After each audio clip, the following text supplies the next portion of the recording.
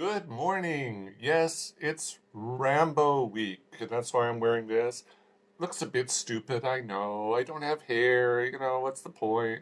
But you gotta go with it. So, Rambo week. So, yeah, there are a few films open in Hong Kong yesterday. One of them being Rambo Last Blood. Another one is a Korean film called Miss and Mrs. Cops, COPS. It's a comedy sort of drama police thing.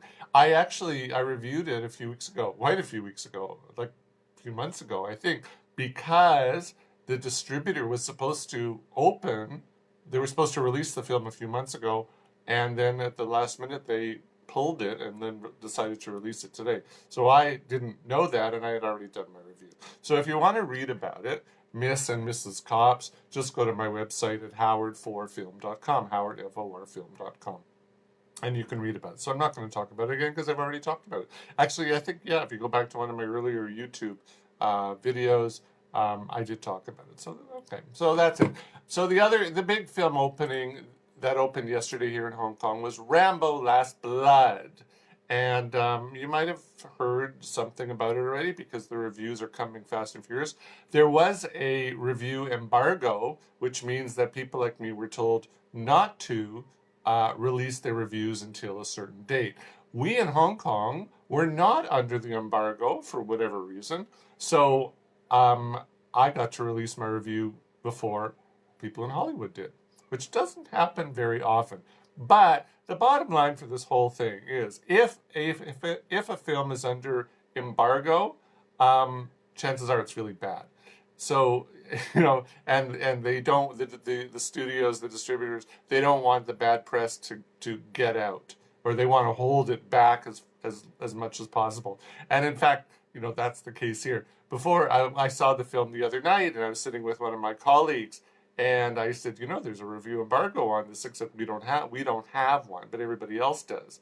And she was like, and both of us were thinking the same thing. Probably, there's an embargo for good reason. And we were right. And in fact, when the lights came up afterwards, I said, now, we've been proven right. So anyhow, the story, this is the fifth episode in the series of the ex-soldier who has a heavy case of PTSD that began amazing 37 years ago, 1982. And since that time, Rambo has battled anti-veteran prejudice in small-town America. He's gone to prison. He's rescued forgotten American POWs in Vietnam. He's received a presidential pardon. He's moved to Thailand. He's fought alongside the Mujahideen in Afghanistan against the Russians. How times have changed. He became a snake catcher. He tangled with an evil Burmese military commander. Incredible. Like, who writes these scripts? The GOP? So now Rambo, who's played, of course, by Sylvester Stallone, he's retired to his late father's house in his late father's horse farm, I should say, in Bowie, Arizona, which I had to look up on Google Maps. I didn't know where it was, but it's close to the border of Mexico, which he shares with Maria, played by Adriana Barraza. She was the grandmother in Dora and the Lost City of Gold, which came out a couple weeks ago. Completely different movie, but anyhow. And so Maria is a woman who's worked on the farm all her life. And also with them is Maria's teenage granddaughter, Gabrielle, played by Ariana Grande lookalike Yvette Montreal. And she considers John Rambo to be her uncle. She calls him Uncle John. So although they all live together, they don't live together because the women live upstairs, not upstairs, they live above ground in the house, in the ranch house, and he lives in a labyrinth of tunnels that he's built under the property, which is probably good for his PTSD.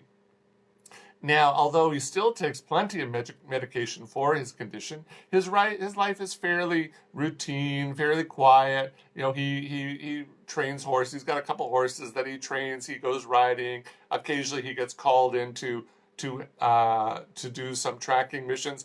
Now, I got to talk. I didn't mention this in my review, but I got to talk about it. The film opens. Category 2 hurricane strikes.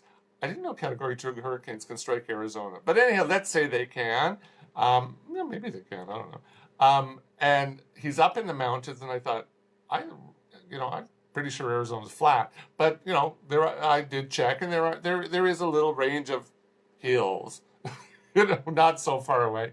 But they make it look like it's like really tropical, dense forest, and looking at the pictures, it doesn't look anything like that. But anyhow, what happens is he rescues some people, and it's so funny. This has got to be the fastest moving hurricane on record because it lasts about 5 minutes, and then all of a sudden the sun comes out. So that's the least part that's bad about this movie. But anyhow, back to the story.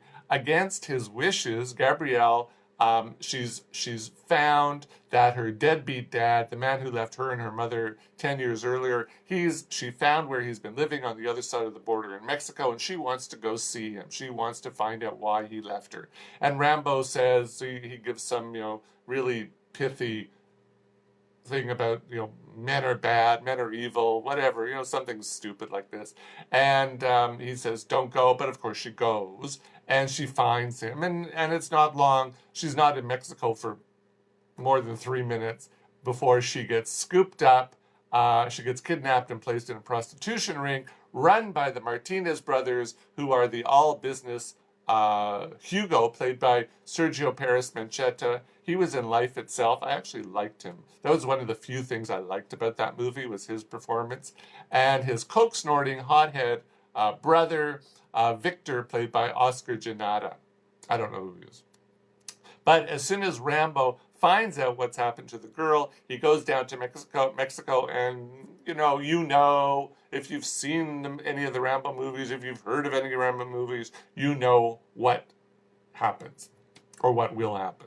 So that's the story. Now, interestingly, the Rambo franchise, it's been a modest moneymaker for the various studios that have produced the films over the years. It hasn't made a huge amount of money. I think total 4 films, $727 million globally. Not a lot. And even the last film was something like $50 million to produce. So, they kept getting more and more expensive to produce. But it's made some money, enough to keep this thing going. But with the exception of the first film, called First Blood, the series has not been a critical success, with each film garnering significantly more disdain than praise. I mean, critics hate these films. I think there's always an audience for films like this, but definitely not well received critically.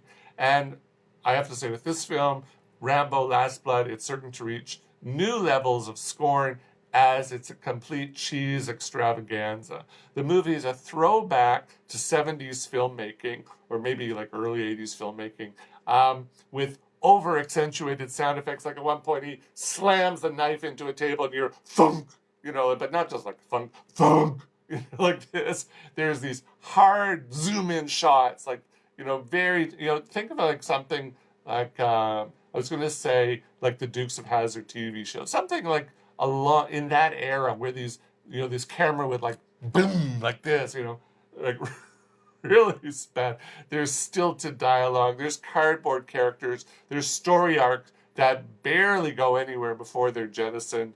And for me, and I think a lot of people, the worst part of this movie is the violence against women. I mean, it's like, what century are you in to make a film like this? A good 30 minutes of this film is spent on exposition, leading up to what's going to happen. And that's crazy for a movie that's only 89 minutes long. I mean, it's like, you're going like this, like, when is the mayhem going to start? And it's just boring as all hell. And look, you go to a film like this knowing that there's going to be mayhem. So don't spend 30 minutes on this mock sentimentality that this film has. So really boring. But here's the big thing. Like, there's so much that's wrong about this movie, so much that's bad about this movie. But here's one thing. I made a joke earlier, or tried to make a joke earlier, that who writes these scripts? The GOP. This film is a recruitment tool for the Republican Party, for Donald Trump, because every Mexican, except for one in this film, is portrayed as either a drug dealer, a criminal, or a rapist. Like, you know, you have the Martinez brothers. That's one thing. But then you have you see people on the street of this town, whatever town it is in Mexico, and they're all carrying guns. And even Gabrielle's so-called friend, she's a criminal as well. So it's like, come on, this is really, really nasty stuff.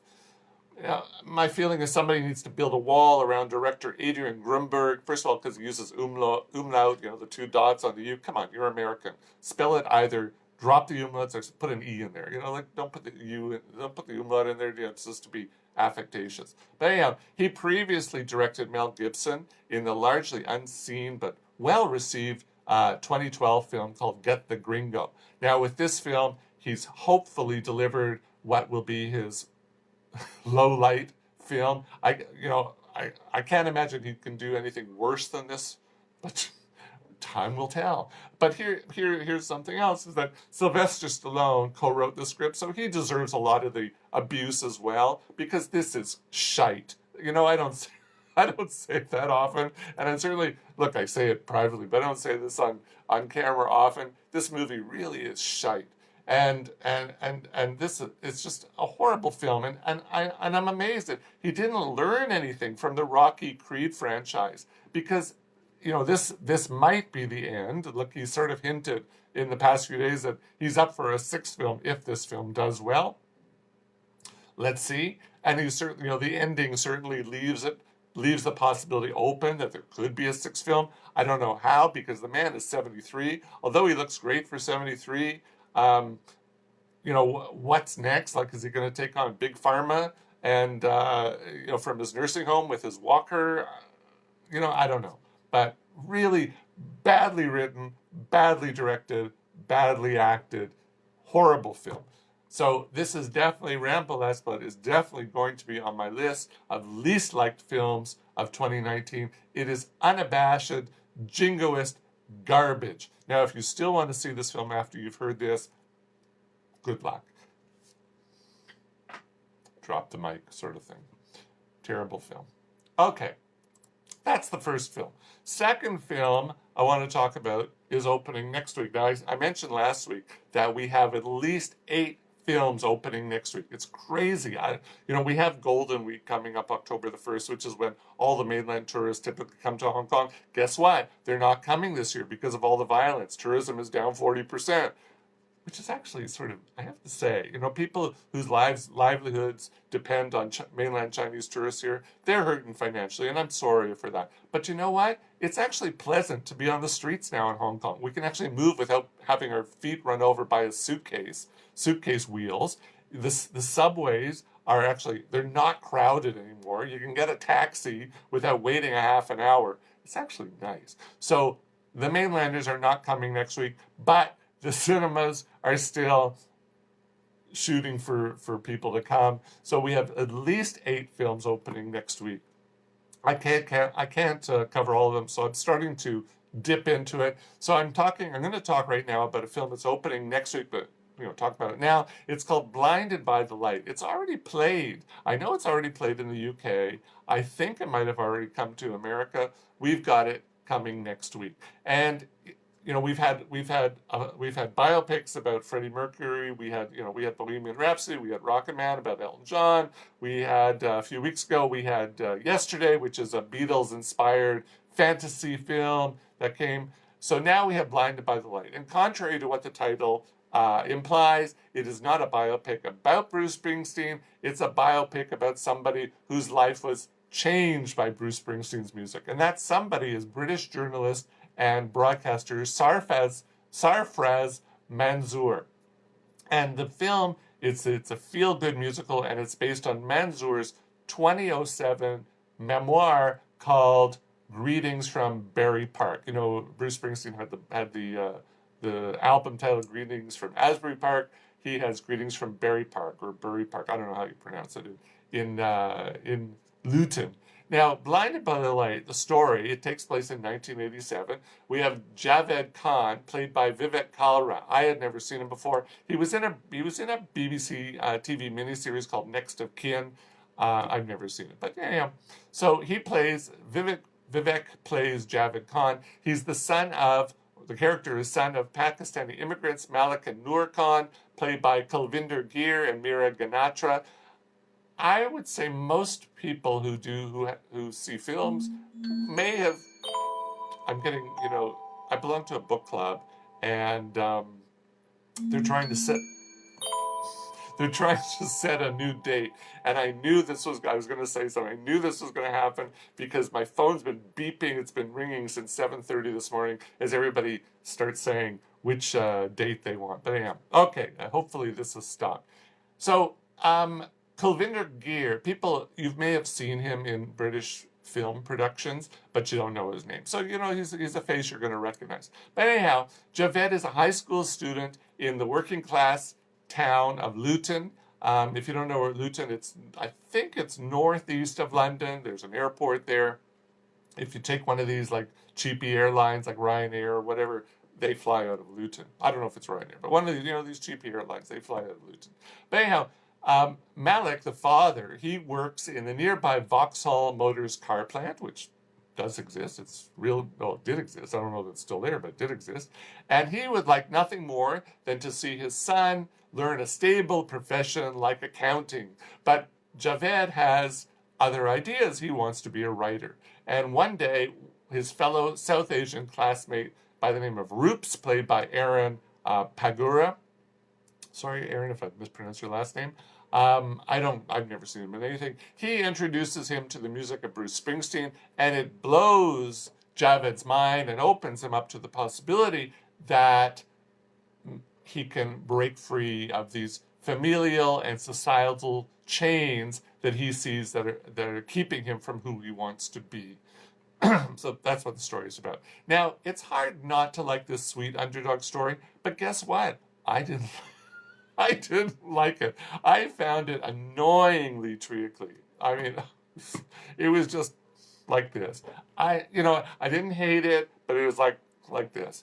And you know what? I get that Javed could strongly relate to the words and emotions of Bruce Springsteen's songs. I did too, so you know what? I get that. And I get that he was trying to find his own voice in a world that's rapidly changing, both inside his home and out on the street. But I found the story to be incredibly cliche. It's a parade, a nonstop parade of cardboard cutout characters, from the traditional father who rules his castle on his terms only, to the quiet but understanding mother, to the kind English teacher who recognizes Javed's talent even before he does, to the sister who would also love to break free but she feels she can't because she's a woman, to the leftist activist girlfriend whose parents are staunch Thatcherites. I mean, can it be more cliche than that? To the best friend who will probably end up on the dole, living in a council house with his wife and 3 kids, except he doesn't know that yet. And honestly, I don't know if that's true, but that's the impression that we're given. And finally, to every white guy over 21 who lives in Luton who's a white nationalist. I mean, it was just the film ticks every stereotype box. And another thing I didn't like about this movie is I was comparing it to the movie from 3 years ago, Sing Street, the Irish movie. And while Sing Street lovingly embraces the new romantic era, Duran Duran, Spandau Ballet, those groups, Blinded by the Light belittles it, and perhaps, the intent was to bolster Javed and Roop's contention that Bruce Springsteen's music is vastly superior. I don't want to comment that's vastly superior because I was a fan of both. I still like Duran Duran. I still like, Spandau Ballet. I listen to their music. It's on my phone. But so is Bruce Springsteen music. They serve 2 different sides of me. So, I didn't like that they had to, grind one down to say, oh, the other one's so fantastic. You can like both. Anyhow, the film is directed and co-written by Gurinder Chadha. She's best known for her 2002 sleeper hit, Bend It Like Beckham. fabulous film, which really surprised everybody. And here she returns to familiar territory with this story of English modernism clashing with South Asian traditionalism. Problem is, while Bend It Like Beckham had a very light touch to it, this one is very heavy-handed. The songs are so on the mark, like you can see them coming from a mile away. Like you're watching the film, you go, oh, okay, like Cover Me. I can't remember which one. Dancing in the Dark, or I even forget which songs were in the movie. But let's say Dancing in the Dark. And you go, oh, okay, this is the Dancing in the Dark scene. And then, 5 minutes later, they play Dancing in the Dark. And then you're watching and go, oh, this is the Cover Me. Every scene leads up to a song. I mean, it was just way, way, way too obvious. And nowhere is this sort of obviousness more true than in the film's closing scene where the father slaps a Springsteen tape into his cassette deck.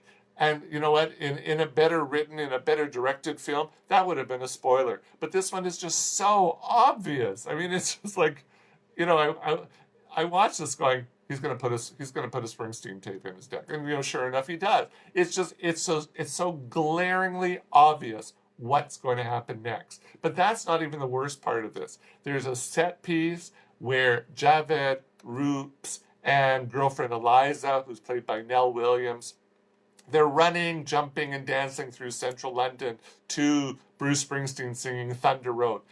It's something you're going to wish you could unsee. It is so, it's like, it's worse than High School Musical. It's like, it's so manufactured. I mean, horrible, horrible, horrible. Now, for all of its writing and directing faults, I'd say Kalra, the actor Vivek, he does a good job. He brings wide-eyed exuberance to the role, and he plays Javed as a really likable guy whose future is even brighter than he realizes. So I give him full marks for his acting. With any luck, this film will do for his career what Bend It Like Beckham did for Keira Knightley's career. Who was Keira Knightley before Bend It Like Beckham? Now we all know who she is. Now, at the very least, I'm happy that mainstream cinema now has another South Asian who can play a protagonist other than Dev Patel. I like Dev Patel, but, does he always have to be this, that person? Bam, that's something else. So if you look past its shortcomings, and God, there's a lot of shortcomings, this is it's an enjoyable way to spend a couple hours. It's not a horrible film. And believe me, I have a lot of friends who like this film, but it's got a lot of faults to it. For me, my fear is that I'm going to listen to Bruce Springsteen and think about this movie. It's ruined Bruce Springsteen music for me.